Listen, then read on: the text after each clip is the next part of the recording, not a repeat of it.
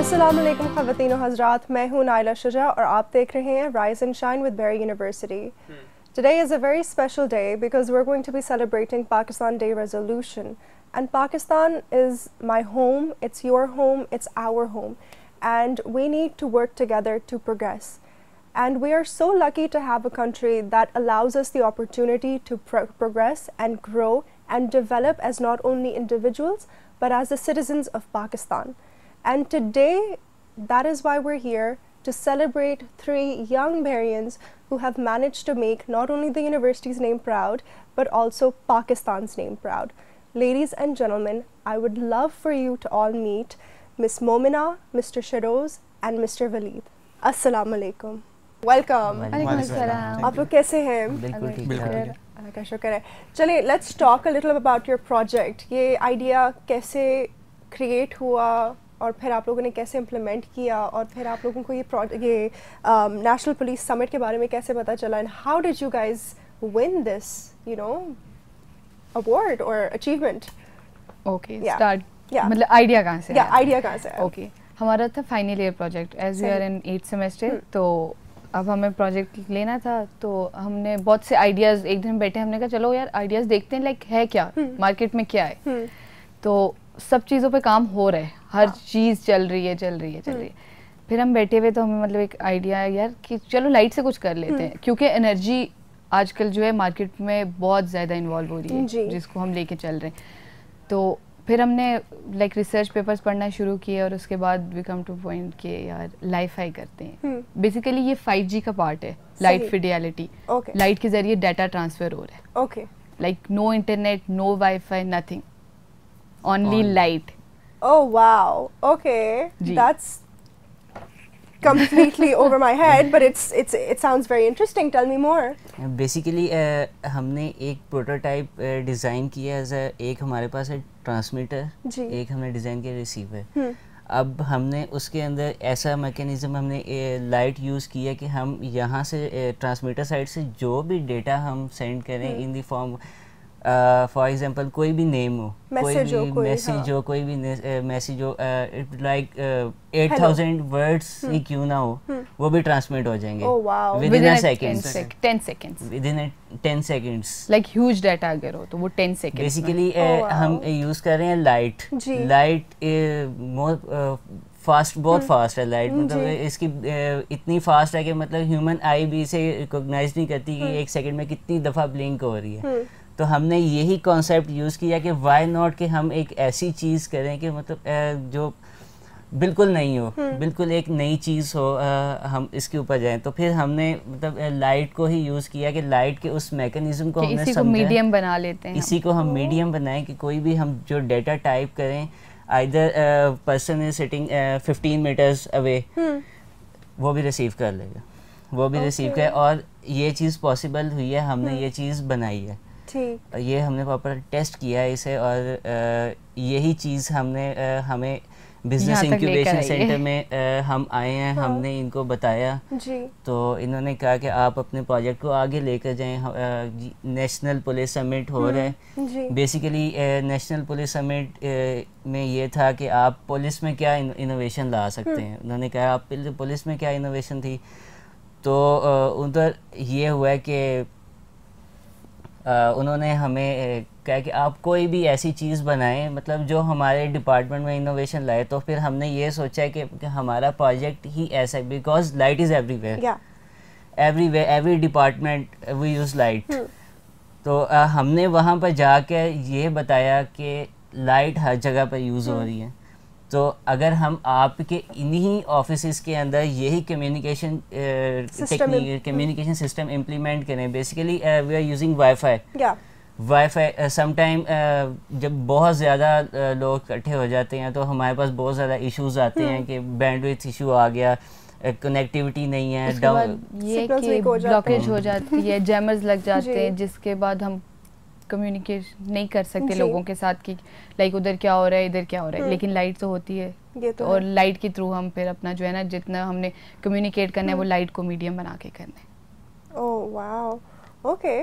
So how was it like at the police national police summit? आप लोगों ने अपना आइडिया कैसे प्रेजेंट किया और क्या फीडबैक आपको मिला वहाँ से? पहले हमारा ये था कि हम HEC पे गए, ठीक है, तो उन्होंने हमें बुलाया कि आप लोग शॉर्ट लिस्ट हुए और आप लोग आए, आपका इंटरव्यू है, आप हमें दिखाएंगे। तो हम अपना प्रोटोटाइप भी साथ लेके गए, पूरा हमने वहाँ पे जाके डेमो दिया। उन्होंने हमसे क्वेश्चंस किए कि पुलिस में किस तरह काम आएगा। वहाँ पे IGs थे, लाइक इंजीनियर्स बैठे हुए थे जिनको बहुत आइडिया था जी। तो वहाँ पे फिर हमने प्रेजेंटेशन थी, और ये था कि वहाँ पे वीडियो कॉल पे बहुत से बाकी यूनिवर्सिटीज़ के भी थे जो पूरे पाकिस्तान में से थे, वो लोग बैठे हुए थे सारे। तो उन्होंने कहा कि चलें आप हमें बताएं, थोड़ा सा एक्सप्लेन करें। हमने प्रेजेंटेशन दी, बताया कि हमारा प्रोजेक्ट ये काम कर रहे हैं। उसके बाद उन्होंने कहा कि क्या आप हमें डेमो दिखा सकते हैं, लाइक हमने तो प्रोटोटाइप तो बनाया हुआ था, और मैंने उनको कहा प्लीज़ आप लोग आ जाएं तो हम आपको दिखा देते हैं। उन्होंने हमारे प्रोजेक्ट देखा तो इन दे वर लाइक शॉक्ड, ऐसे थे वो सब कि ये कैसे हो गया। और उन्होंने उसी टाइम पे मुझे कहा कि आपको कितनी फंडिंग चाहिए, आप बताएं, हम इस प्रोजेक्ट को अब भी अपने लेंगे और हम इस पे काम करेंगे। लाइक वो बहुत शॉक्ड हो गए थे, उनकी तो मतलब देखने वाले थे उनके फेसेस कि यार मतलब अगर हमारे पास अभी यहाँ पे प्रोजेक्ट नहीं है कि हम आपको दिखाते कि वो किस तरह डाटा ट्रांसफर हो रहे और विद इन अ सेकंड, और वो ऐसे थे कि चला गया और वो कैसे हो गया। Oh wow. और उसके बाद they were like excellent excellent excellent, and the very next day ये था कि उन्होंने हमें सुबह कॉल की, और बल्कि मैं घर से आ रही थी यूनिवर्सिटी की तरफ, लेट हो गई थी, ऑब्वियस बात है, इधर क्लासेस होती है। तो मैंने उनसे मतलब वो पूछ रहे डिटेल, तो मैंने कहा आप इतनी डिटेल्स क्यों ले रहे? कहते हैं आप लोग ना विनर हैं। अब मुझे नहीं पता था कि हम फर्स्ट आ गए। Oh wow. तो उन्होंने कहा कि कल आप लोगों ने आके प्रेजेंटेशन देनी है जिना कन्वेंशन में, वहाँ पे मतलब पूरे पाकिस्तान के IGs and DGs and all that, Ahsan Iqbal भी होंगे, इंटीरियर मिनिस्टर सब बैठे होंगे। मतलब हम थोड़े से नर्वस हो गए, घबरा थोड़ा सा तो था कि ऐसा क्यों है, मतलब एकदम लाइक इतना क्या था हमने कर दिए। तो फिर we went there the next day, तो ऐसी में अंदर गई, हमने एक्सपो भी था ना वहाँ पे, तो हमने प्रेजेंट भी करना था अपना, तो वहाँ पे काफ़ी लोग आ रहे, बल्कि वहाँ पे एक नेस्ट का एक लड़का था, लाइक प्रोफेसर था, वो आया तो ही वाज लाइक कि मैं खुद लिख सकता हूँ, टाइप कर सकता हूँ। मैंने कहा श्योर प्लीज़। अच्छा, पहले उसने अपना नाम लिखा तो डाटा ट्रांसफ़र हो गया। फिर उसने कहा कि मैं कुछ और कर लूँ, मैंने कहा श्योर। उसने लाइक कोई बहुत बड़ा मेरे कोई थीसिस टाइप चीज़ थी, और वो 12,000 to 13,000 वर्ड्स थे। उसने वो चीज़ पेस्ट की और उसने ट्रांसफ़र करा दी। एंड ही वाज लाइक अब मैं एक और ट्राई कर लूँ, और मैंने उनको कहा कि सर आप जो करना चाह रहे थे वो आप कर चुके, क्योंकि मेरा इधर नेट नहीं चल रहा, और अब आप कितना आगे भेजेंगे बस। तो ही वाज लाइक हाँ आप सही कह रही हैं, मैं इस साइड पे हो जाता हूँ। और उसके बाद फिर हम मतलब अंदर गए लाइक जिना कन्वेंशन में। उसके बाद वहाँ पे इन लोगों ने कहा कि आप लोग फर्स्ट है, एंड वी वर शॉक्ड कि हम फर्स्ट है out of 112 projects. Oh wow. तो बाकी प्रोजेक्ट्स किस तरह के थे, थोड़ा सा बता सकते हैं? बेसिकली ये था ना कि वो प्रोजेक्ट्स बहुत बड़े प्रोजेक्ट्स थे, और उन लोगों को ऐसी चीज़ नहीं चाहिए थी कि जो जिसको बहुत टाइम लगे और कॉम्प्लिकेशंस हों और ऐसे उसको लेके चलना है।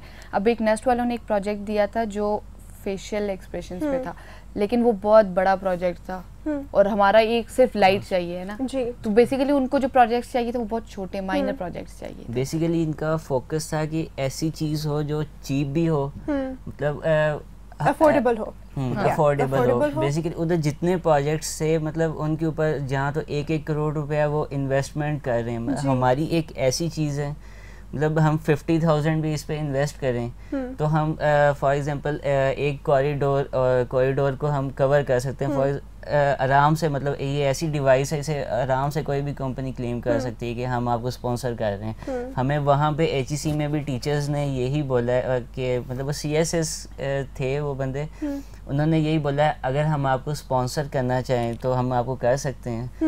तो हमने उनको कहा बेसिक आप कर सकते हैं, बस आपको जो अपॉर्चुनिटी मिल जाए और आप उसको अवेल करो। लाइक हम नहीं करते, हम कहते हैं कि अच्छा यार कौन फॉर्म फिल करेगा, कौन एप्लीकेशन कौन जाएगा गर्मी में, कौन जाए लिटरली कौन जाएगा, और बस लेकिन अपॉर्चुनिटीज जो आती हैं उनको अवेल करना चाहिए। अच्छा ख़वातीनो हज़रात, अब हम एक ब्रेक की तरफ जाते हैं, मगर उससे पहले we prepared a small package for you guys regarding the 23rd of March, so stay with us, will be right back. जीवे पाकिस्तान, जीवे पाकिस्तान। बिस्मिल्लाहिर्रहमानिर्रहीम, अस्सलाम वालेकुम। मैं हूं मुस्तफ़ा बिन जावेद और आज हम बात करेंगे पाकिस्तान डे के हवाले से। पाकिस्तान डे, जिसको यौम पाकिस्तान भी कहा जाता है, दरअसल 23 मार्च 1940 को एक करारदाद पेश की गई थी, जिसको जब मंजूर कर लिया गया था और उस करारदाद में ये कहा गया था कि बरसग़ीर पाक व हिंद में जितने भी मुसलमान अक्सरियत है उन सबको मिलाकर एक अलहदा खुद मुख्तार मुल्क बना दिया जाए, जहाँ मुसलमान अपने दीन के मुताबिक ज़िंदगी बसर कर सकें। इस करारदाद में पाकिस्तान के अहम शख्सियात, जिसमें कायद-ए-आज़म मोहम्मद अली जिन्ना, लियाकत अली ख़ान, AK फजलुल हक और ऐसे बहुत से नाम शामिल थे जिन्होंने इस करारदाद को यादगार और मुकम्मल किया। शायद एक कायद की कुर्बानियाँ ही थीं जिसकी वजह से आज मैं और आप इस मुल्क में आज़ादी से रह रहे हैं। शायद अगर कायद और उनके साथियों ने उस वक्त मेहनत ना की होती तो आज ये आज़ाद मुल्क हमारे पास ना होता। There are two major nations, the Hindus and Muslims. 100 millions of Muslims cannot be characterized as a minority. We are 70 million in the northwestern and northeastern zones of India. We constitute a majority of 70% against the caste Hindus in these homelands of ours. We want the division of India into Hindustan and Pakistan because that is the only practical solution.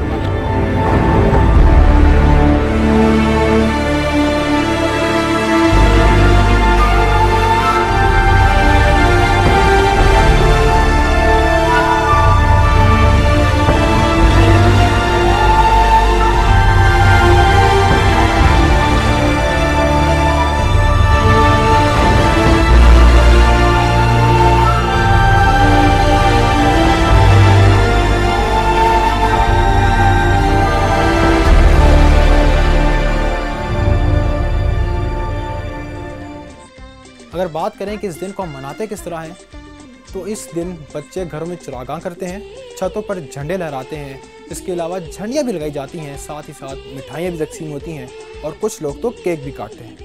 इस दिन को बहुत ही खुशी के साथ मनाया जाता है। इस्लामाबाद शकरगनिया परेड ग्राउंड के अंदर एक परेड भी मुनक़्क़द की जाती है, जिसके अंदर पाक फ़ौज, पाक फ़िज़ाइया, पाक पहरिया, पाकिस्तान पुलिस, उसके साथ ही पाकिस्तान रेंजर्स, छोटे बच्चे और कुछ लोग इस परेड का हिस्सा बन के इस परेड को यादगार बनाते हैं। इस परेड के अंदर पाकिस्तान की सकाफ़त और पाकिस्तान की क़ुव्वत और बहादुरी का मुज़ाहरा किया जाता है। सदर पाकिस्तान को सलामी भी पेश की जाती है। आइए आपको परेड की तरफ ले जाते हैं।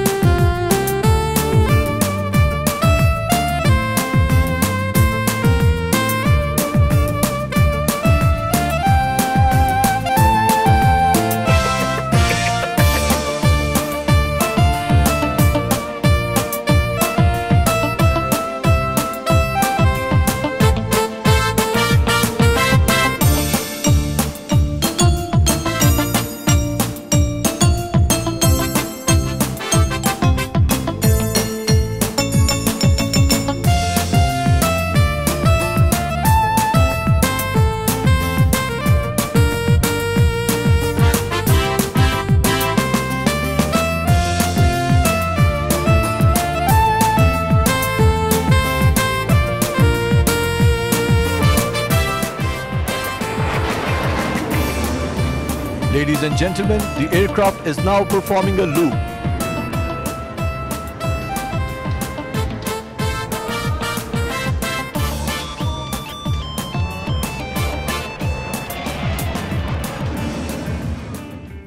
इस परेड के अंदर पूरा पाकिस्तान शामिल होता है। कुछ वहाँ पर रह के उसमें शामिल होते हैं, तो कुछ टीवी स्क्रीन के पीछे रह के उस परेड में शामिल होते हैं, पर उस दिन कोई पाकिस्तानी उस परेड से बाहर नहीं होता। शायद वो दिन हमें याद दिलाता है कि पाकिस्तान दरअसल क्यों बना था। अगर बात करें कुछ मिली नगमों की, तो पाकिस्तान के लिए बहुत सारे मिली नगमे लिखे गए हैं और बहुत सारे मिली नगमे गाए भी गए हैं।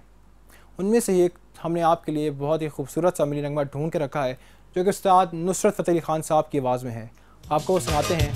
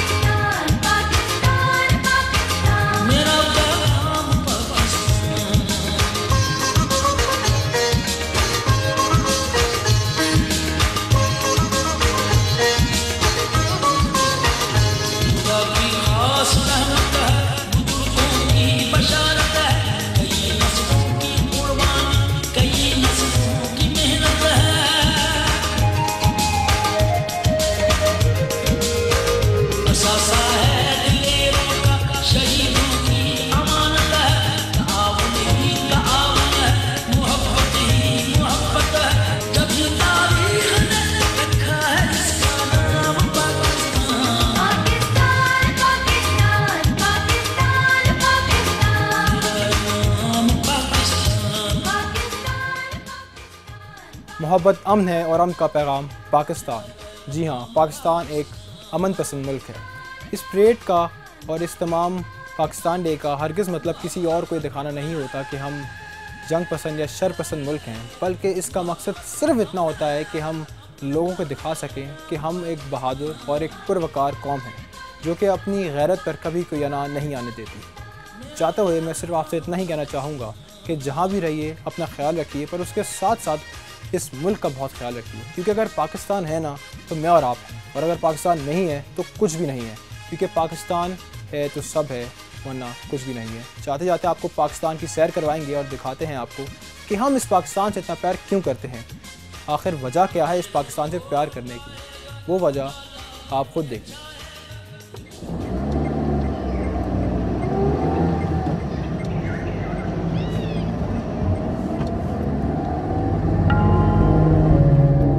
खेत कल्याण, कोहो दमन, फूलो चमन, इस नीलगो आसमां तले समेटा है मैंने अंदर अपने इस जहां की हर दौलत को।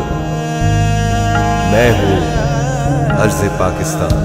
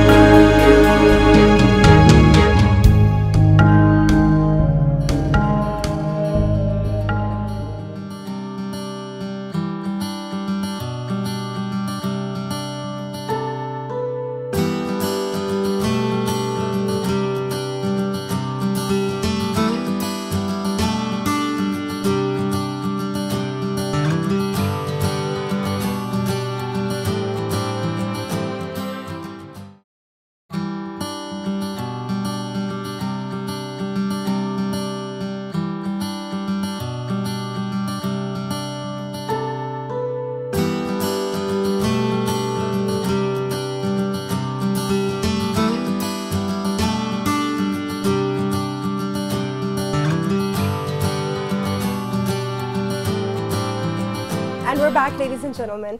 So, Shahroz, let's talk about the inspiration that you got from your teachers. कोई specific teachers थे जो आपको inspire, जिन्होंने आपको inspire किया, या कोई और role models? अगर देखें तो मैम आमना जमील हमारी जो अभी रिसेंटली HOD हैं जी, वो उनका जो वे ऑफ मेथड स्टडीज़ वगैरह जिससे वो पढ़ाने का तरीक़ेकार है इंस्पायर उनसे हुए हैं जी, वो इंकरेज करते हैं बच्चों को आप आगे बढ़ें काम करें जी.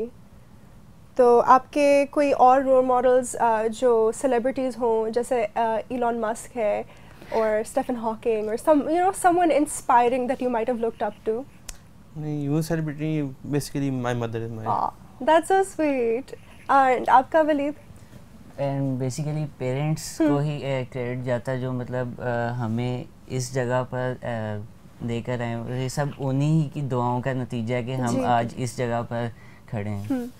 And आप Mumna? My brother, he's petroleum engineer. Oh wow, okay. और वो बेकर ह्यूज में जॉब कर रहा है. I'm sorry, कौन सा? Baker huge, Oh, Saudi. okay. Oh wow, okay. He's So that's pretty interesting. So your mother, your parents, and your brother. Wow. So family का ही ज़्यादातर Yes. रोल जी. होता है. Yes. That's excellent. लाइक आपकी family जब तक आपको पीछे से Support ना support करे, नहीं करती जी. ना तो आप लोग आगे बढ़ नहीं सकते. That's true. अगर उनको आप पे ट्रस्ट है तो आप सब कुछ कर सकते हैं. That's true. अगर ट्रस्ट नहीं है तो फिर आप कुछ भी नहीं इतना कर सकते. खैर आपकी जैसे भैरी यूनिवर्सिटी है, ये एक तरह से हमारा सेकंड होम बन गया है, क्योंकि हम मैं यहाँ तो पे कहती हूँ फर्स्ट होम बन गए. First like home. सुबह आओ और शाम को वापस घर जाओ. अच्छा ये तो है, क्योंकि आप लोग ऑब्वियसली प्रोजेक्ट की वजह से यहाँ जी, पे बिल्कुल. लेट आवर्स भी पुट इन करते थे, अर्ली मॉर्निंग्स लेट आवर्स. तो how did the university support you?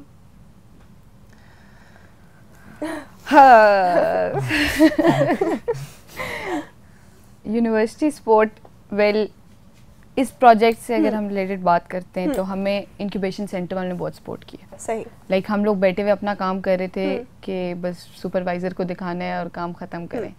और दे वेंट कि आप क्या कर रहे हो. तो हमने कहा मतलब हम प्रोजेक्ट कर रहे हैं. तो जी. उन्होंने कहा आप ऑफिस में आओ, जी. हम आपको एज ए स्टार्टअप देंगे.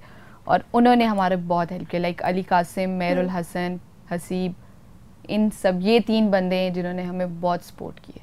Oh, wow. और Okay. हमारे सुपरवाइजर डॉक्टर शहजाद हसन, उन्होंने भी हमें मतलब उन्होंने तो रिसर्च पेपर में हमें इतना वो किया कि हमने कहा कि यार अब रिसर्च पेपर ही लिख लेते हैं. Yeah. Okay. वलीद मंजूर कोऑर्डिनेटर, उन्होंने बहुत हेल्प आउट की हमारी.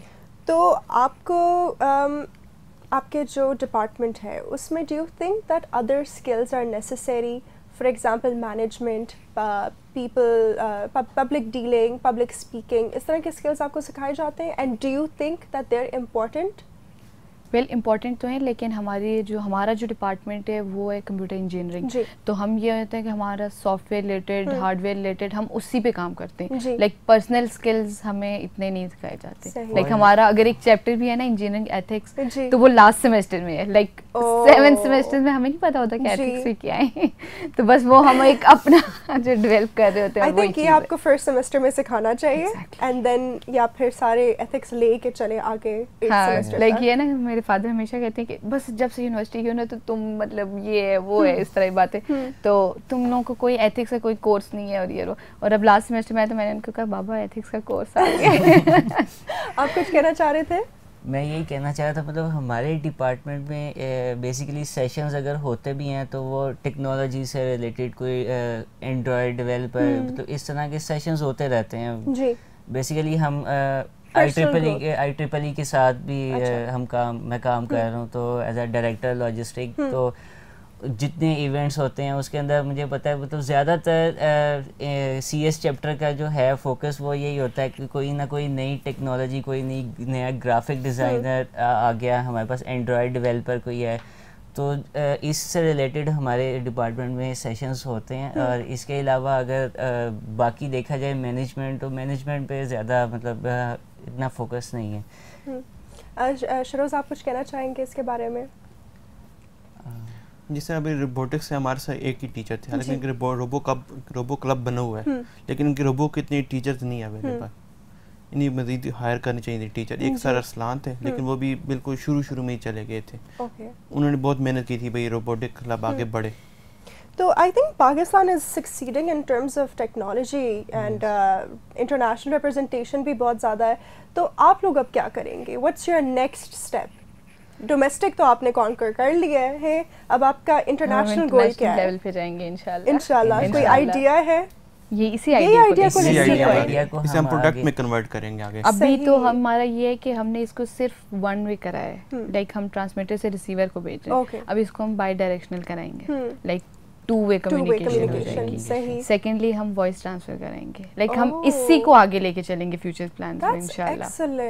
क्योंकि जहाँ मतलब नेशनल लेवल अगर जीत गया है तो इंशाल्लाह इंटरनेशनल पे जीत जाएगा, और जब इसमें बाकी चीज़ें ऐड होती जाएंगी तो इंशाल्लाह। So do you think that there are many opportunities for Pakistani students such as yourself के बाहर जाएंगे तो हमें हमारा जो प्रोजेक्ट है वो प्रमोट होगा? हाँ, होगा। क्योंकि ये न्यू टेक्नोलॉजी पे काम हो रहा है, पार्ट वो ऑफ बढ़े अभी आगे बढ़े, इसी टेक्नोलॉजी को आगे लेके चले। क्योंकि ये रेडियो जो स्पेक्ट्रम है उसके रेडियो वेव से रिलेटेड जितनी भी टेक्नोलॉजी है ना, ये उसका मुतबादिल है। ठीक है, तो आपका जो प्रोजेक्ट है आप लोगों ने इसको पेटेंट करवाया है, कॉपीराइट्स? ये डेज जो ये वो पूरा वीक है ना, हम लोग पेटेंट लिख रहे हैं और हम उसको पेटेंट कराने वाले हैं। इंशाल्लाह हो जाएगा। So are you guys excited? Is it a lot of work? Let me ask you this. How much work have you guys put into this project? कितने घंटे लगाए, कितना पसीना, कितना खून, कितने आंसू, कितना गुस्सा एक दूसरे के साथ, ऑब्वियसली एक दूसरे के साथ नहीं था, लाइक बाकियों को लेके आपस में तो हम मतलब हमारी एक टीम के थ्रू चल रहे हैं कि मतलब हम मिलके काम, क्योंकि स्टार्टअप से इकट्ठे प्रोजेक्ट करते आ रहे हैं जी। फर्स्ट सेमेस्टर से हम इकट्ठे प्रोजेक्ट करते आ रहे हैं अपनी डिग्री में। तो ये फर्स्ट सेमेस्टर से शुरू हुआ? नहीं, ये प्रोजेक्ट फर्स्ट से शुरू हुआ, ये हमने लास्ट से शुरू किया, लास्ट सेमेस्टर। ये तो लास्ट में वैसे हम ग्रुप, ये जो ग्रुप है हमारा फर्स्ट सेमेस्टर से ये वाला ग्रुप है। That's excellent. तो मतलब लास्टिंग फ्रेंडशिप है एक तरह से। That's excellent. तो what do you think, how do you want students of computer science to look up to you and be inspired? What advice would you give them? कि you know थोड़े से शाय हैं, कैसे अपने शेल से बाहर निकलें, कोई प्रोजेक्ट है टीचर्स को बताएं या इंक्यूबेशन सेंटर जाएं, how do they opportunities avail करें, जहाँ जितना हो अपॉर्चुनिटीज अवेल करें। ये नहीं कहें कि ये फॉर्म नहीं फिल करे, ये फॉर्म नहीं फिल करे, तो मतलब हर चीज़ जो अपॉर्चुनिटी आती है उसको ट्राई करें। किसी ना किसी में लक लग जाती है। ये तो है। हमें भी नहीं पता था कि हम यहाँ तक आ जाएंगे। लाइक जब हमने प्रोजेक्ट स्टार्ट किया था हमने कहा FIP है, बस प्रोजेक्ट निकालना है। हाँ एग्जैक्टली, FIP खत्म करना है, रिसर्च पेपर लिखना है, ये काम करना है, रोज रिसर्च के पेपर के पीछे भाग भाग के आज इससे मिल रहे हैं, आज उससे मिल रहे हैं, ये हेल्प चाहिए, वो हेल्प चाहिए। तो ये बेसिकली बस ये है कि आप अपॉर्चुनिटी जितनी हो सके उसको अवेल तो अपॉर्चुनिटीज़ की बात आप लोग करें तो do you know any websites और एनी फोरम्स जहाँ पे स्टूडेंट्स जा सकते हैं और ख़ुद से प्रोजेक्ट्स ढूंढ सकते हैं, और कोई events where they can go present? क्योंकि आई थिंक पाकिस्तान में ये मसला है कि हमें अपॉर्चुनिटीज़ का पता नहीं होता। हम चाहते हैं बट हमें इवेंट जब हो जाता है तो तब पता चलता है। exactly. तो कोई आपको फॉर्म्स पता है? बेसिकली अगर पाकिस्तान में ही अगर देखा जाए तो सबसे ज़्यादा हमें HEC और PIF की प्लानिंग कमीशन होगी, PIF मतलब इनकी बेशुमार स्कॉलरशिप्स हमारे पास आती हैं। मतलब बेशुमार मेन चीज़ है आप सर्च करें कोई चीज़, जितना आप लोग उसको अगर आपने किसी भी चीज़ को आगे लेके जाना है। अब हम अपने प्रोजेक्ट को आगे लेके जा रहे हैं। नेक्स्ट वीक फॉर एग्जांपल हम जा रहे हैं प्लानिंग कमीशन में, अपने इसी प्रोजेक्ट को एज अ प्रोडक्ट वहाँ पर हम कहेंगे कि हमें फंडिंग के लिए हम प्लानिंग कमीशन के सामने इस चीज़ को रखेंगे। अभी तो वो प्राइज मनी दे रहे हैं 5 लाख, तो वी आर गोइंग देयर के हम वो भी चीज कराएंगे इंशाल्लाह। 5 लाख आप लोग प्रोजेक्ट में इन्वेस्ट करेंगे या अभी पार्टी शादी मारेंगे? इंशाल्लाह स्टार्टअप पे इसको आगे लेके चलेंगे। चले, दैट्स एक्सीलेंट। नेक्स्ट फिर हम हेल्थ प्राइज इंटरनेशनल लेवल पर ये पहले पाकिस्तान में होगा, देन फिर we going to Dubai for मतलब नेक्स्ट वो एवरी कंट्री वो आगे लेकर जाते हैं हमें। और उनका जो फाइनल होता है वो बोस्टन में होता है। इट्स 50 लाख। Oh wow. और अभी जो उनका ये वाला जो ईयर है उसमें वो एनर्जी पे काम कर रहे हैं कि उनको एनर्जी वाले प्रोजेक्ट, और हमारा प्रोजेक्ट इसी से एनर्जी से रिलेट करता है। तो उनके 3 मेंबर्स आए भी थे, तो उन्हें हमें डेमो दिखाया था हमने उन्हें, तो they will like आप एप्लीकेशन फॉर्म फिल करें। आप अभी फॉर्म फिल कर दें। मतलब सस्टेनेबल एनर्जी के बारे में ज़्यादातर एक हाइप क्रिएट हुई हुई है because natural resources are kind of depleting, so they're looking for alternatives. So that's excellent. So let's talk about Pakistan a little. Do you think that there are many opportunities for engineers regardless of computer or and mechanical or electrical. Is there potential for engineers in Pakistan, especially as a female? What do you think? कहा जाता है females को हर जगह job मिल जाती है मिल जाती है job लेकिन एज अ इंजीनियर हाँ स्कोप है स्कोप हम्म। इंजीनियर्स को अगर फीमेल इंजीनियर्स जाना चाहिए ठीक है, अगर वो फील्ड पे जाके काम नहीं कर रही हैं लेकिन ऑफिस वर्क भी बहुत है, लाइक डेटाबेस आप बना लो, इस तरह की चीज़ें बहुत सी हैं जो आप कर सकते हैं, लाइक फीमेल्स ऑफिस में बैठ के वो काम कर सकती हैं, तो आई थिंक स्कोप है और आपका मार्केट में। क्या आई थिंक पर्सपेक्टिव है कि इंजीनियर्स हम बन तो जाते हैं लेकिन हम एक चीज़ होती है आपका एक्सपीरियंस कि आप क्या कोई चीज़ कोई नई चीज़ ऐसी चीज़ करो कि आगे देखने वाला जो बंदा है उसे भी पता चले कि इस बंदे ने कुछ किया है। हमारे यहाँ पे ये बेसिकली अलमिया होता है कि मतलब डिग्री की और बाद में हम जॉब होल्डर, बेसिकली यहाँ पे हमें टीचर्स भी यही बता रहे होते हैं कि आपका 7 सेमेस्टर आ गया है, आप अभी से कोई कुछ करना स्टार्ट कर दें ताकि आपको आगे एक्सपीरियंस कि बेसिकली आजकल जॉब्स जो सी इंजीनियर्स की हैं वो इसी पे डिपेंड कर रही हैं, कोई एक्सपीरियंस आपका हो तो, क्योंकि वो सिखाने से तो आपको रहे कि एक्सपीरियंस ही प्रैक्टिकली आप उस चीज़ को आपको पता होना चाहिए कि ये चीज़ किस तरह से है। आपकी एक रिक्वायरमेंट होती है ना कि आपने इंटर्नशिप करनी है, उसका यही मतलब होता है कि आप आप मार्केट में जाके देखें और कुछ करके आए, लाइक आप 3 मंथ्स जो समर वेकेशंस होती हैं उसमें सिर्फ एंजॉय ना करें के आए तो भूले हुए हों, लाइक आप इंटर्नशिप कर लें तो आपको कुछ याद रहे, वही हमें दोबारा आगे हेल्प करती है इंटर्नशिप जो सी है वो कि हमने आगे किस तरह आगे किस फील्ड में हमने जाना है। शिरोज आप कुछ कहना चाहेंगे? मैं कह जाऊँगा भाई यहाँ न्यू टेक्नोलॉजी पे काम होना चाहिए। बहुत से लायक बंदे होते हैं, अच्छी पढ़ाई करते हैं, वो फिर एमएस के लिए बाहर चले जाते हैं, वो कहते हैं यहाँ इतनी टेक्नोलॉजी पे काम नहीं हो रहा, न्यू इन्वेशन नहीं आ रही, वो उनके इतने होते हैं, उनकी एबिलिटी होती है वो काम करें, वो यही कहते हैं हम बाहर चले जाते हैं, वहाँ एमएस करेंगे, वहीं जाके अपने न्यू टेक्नोलॉजीज़ पे काम करेंगे, अपने रिसर्च वहाँ करेंगे, वही अपॉर्चुनिटी उन्हें यहाँ प्रोवाइड की जाए ताकि वो यहीं पर रिसर्च करें और आगे नई इन्वेशन ला सकें। चलें, मेरा आखिरी ये सवाल है कि आप लोग कोई मैसेज, सवाल तो नहीं है, बस एक कमेंट मैं आपसे लेना चाहती हूँ, आप अपने व्यूअर्स को, जो व्यूअर्स देख रहे हैं, आप उनको क्या मैसेज देना चाहेंगे?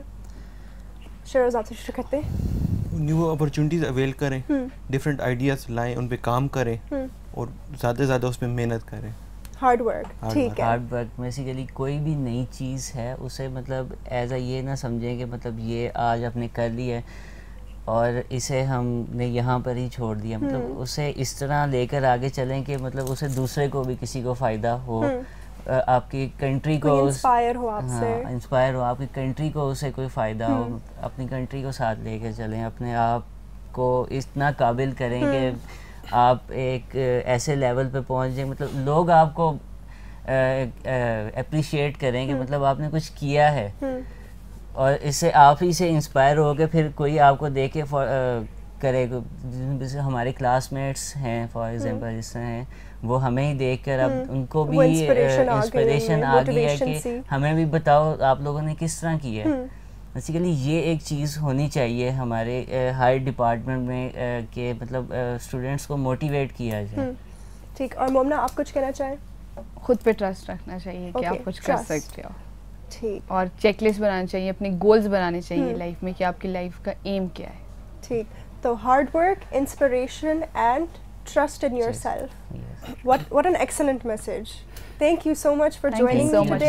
And it was an honor to have you guys here. बहुत मज़ा आया, बहुत कुछ नया सीखा. And ladies and gentlemen, thank you for joining us. But before we sign off for today, we've prepared a special package for you guys regarding 23rd March. And in this package, we talk about the powerful women within Pakistan's armed forces. So let's have a look, and I'll see you guys next time. Allah Hafiz. जीवे जीवे जीवे पाकिस्तान, जीवे जीवे जीवे पाकिस्तान। अस्सलाम वालेकुम ख़वातीनो हज़रात, unstoppable के first episode के साथ मैं हूँ साद चांदना और मैं हूँ इकरा खालिद। ख़वातीनो हज़रात, ज़िंदगी एक मौका है जो कि इस दुनिया में रहने वाले हर शख्स के पास है। अभी लोगों पे मुनहसर है कि वो इस मौके को सही तरीके से इस्तेमाल करें या इसे ज़ाया कर दें। तारीख़ के अवराक पलटे तो हमारे पास कई ऐसी मिसालें मौजूद हैं कि लोगों ने इस ज़िंदगी के मौके का सही तरीके से इस्तेमाल किया और कुछ ऐसा कर गए कि रहती दुनिया तक उनका नाम सुनहरे अल्फाज में लिखा जाएगा। आज इस प्रोग्राम का मकसद उन लोगों को खराज तहसीन पेश करना है जिनके कॉल ऑफ फेल के बायस हमें ये सबब मिलता है कि ज़िंदगी में जितनी चाहे मुश्किलात हों, हालात चाहे जितने क्यों ना बिगड़ जाएं, उनका सामना हमें डट कर करना है, तभी कामयाबी हमारे कदम चूमेगी। ख़वातीनो हज़रात, आज हम खराज अकीदत पेश करेंगे उन लोगों को कि जिनके बारे में मशहूर है कि वो सर कटवा तो सकते हैं, सर झुका नहीं सकते। हम खराज तहसीन पेश करेंगे उन ख़वातीन को जो कि बाकी तमाम ख़वातीन के लिए मशअल राह हैं और उस मुआशरे के मुँह पर तमाचा है कि जहाँ ख़वातीन को कमतर समझा जाता है। हम खराज अकीदत पेश करेंगे कौम की उन बेटियों को जो वतन अजीज़ की एक पुकार पर लब्बैक कहकर अपना सब कुछ कुर्बान करने के लिए तैयार हो गई। हम खुदी का जलाल, अज़मते माहो साल, चूमता है कदम हर निशाने कमाल, अपनी रग रग में है जज्बाए लाजवाल।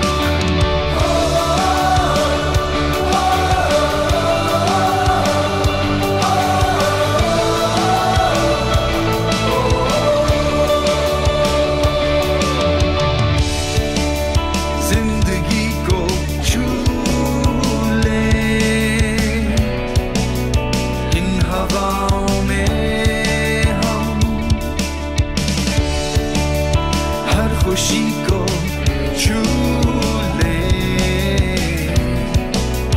इन फज़ाओं में हम, रोशनी को छू ले कहकशाओं में हम, यही जुनून ज़ौक़े परवाज़ है, धड़कनों की ये आवाज़ है, यही जुनून शेर दिल की तरह अपनी जुर्रत का अंदाज़ है। जिक्र करते हैं आयशा फारूक का, जो 1987 में हासिलपुर में पैदा हुई। उनके पुरअज़्म और बहादुर इरादों के बाइस वो न सिर्फ पाकिस्तान की बल्कि जनूबी एशिया की पहली फाइटर पायलट मुकर्रर हुई। तुम ही से ऐ मुजाहिदो जहां का सबक है, तुम ही से ऐ मुजाहिदो जहां का सबक है, तुम्हारी मशल वफा परोगे शश जिहाद है। बात करते हैं उनकी ज़िंदगी की। एक मुतवस्सित तबके से ताल्लुक़ रखने वाली खातून जो सिर्फ 3 वर्ष की थी जब उनके वालिद का इंतकाल हो गया। उनकी वालिदा ने उनकी परवरिश अकेले की, इसके बावजूद उनकी परवरिश में कोई कमी ना रही। उनकी मेहनत और लगन के बाइस वो पाकिस्तान की उस फोर्स का हिस्सा बनी जिस फोर्स का हिस्सा बनना करोड़ों लोगों का ख्वाब होता है। Ayesha Farooq once quoted, "If I will get my order, I will fight for my country, so that I can prove myself that I am doing something for my country." उनके इस इरादे को वतन का सलाम। तुम्हारी ज़ौक़ दिल नशी जबीने कायनात है, बका की रोशनी हो तुम, पना अंधेरी रात है। ख़वातीनो हज़रात, बात करते हैं कौम की एक और बेटी जिसका नाम सुनते ही वतन अजीज़ का हर फर्द सलाम पेश करता है। जी हाँ, मरियम मुख्तियार शहीद। 1992 में कराची में पैदा होने वाली मरियम मुख्तियार शहीद, कि जिन्होंने इब्तदाई तालीम APS से हासिल करने के बाद कराची की मशहूर मारूफ यूनिवर्सिटी NAD यूनिवर्सिटी में दाखिला लिया। लेकिन हुब्बुल वतनी का जज्बा उन्हें पाकिस्तान एयरफोर्स अकेडमी रिसालपुर की पाक फिजाओं में ले आया, जहाँ पे उन्होंने 132 GDP कोर्स में कमीशन हासिल किया और वतन अजीज़ की खिदमत शुरू की। निसार जिस पे कौम वो हवा के शहसवार तुम, हर आँख की हो रोशनी, दिलों का हो करार तुम।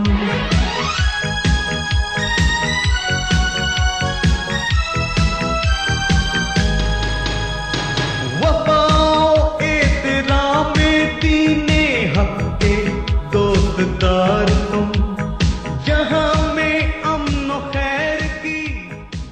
24 नवंबर 2015 का सूरज मरियम मुख्तियार के लिए बहुत अहम साबित हुआ, क्योंकि ये उनके लिए एक ऐसा एजाज़ लेकर आया कि जिसका ख्वाब वतन अजीज़ का हर मुहाफिज देखता है, जिसका ख्वाब वतन अजीज़ का हर जांबाज देखता है। 24 नवंबर 2015 को मरियम मुख्तियार शहीद ने एक फ़्लाइट के दौरान जामे शहादत नोश किया।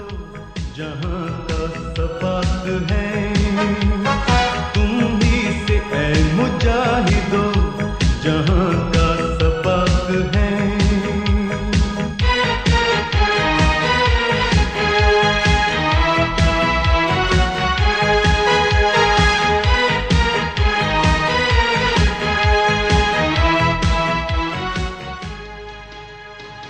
ख़वातीन हज़रात, शायर ने मरियम मुख्तियार के लिए क्या खूब कहा है कि ए राह हक़ के शहीदो, वफा की तस्वीर तुम्हें वतन की हवाएं सलाम सलाम कहती कहती हैं। तुम ही से ऐ मुजाहिदो,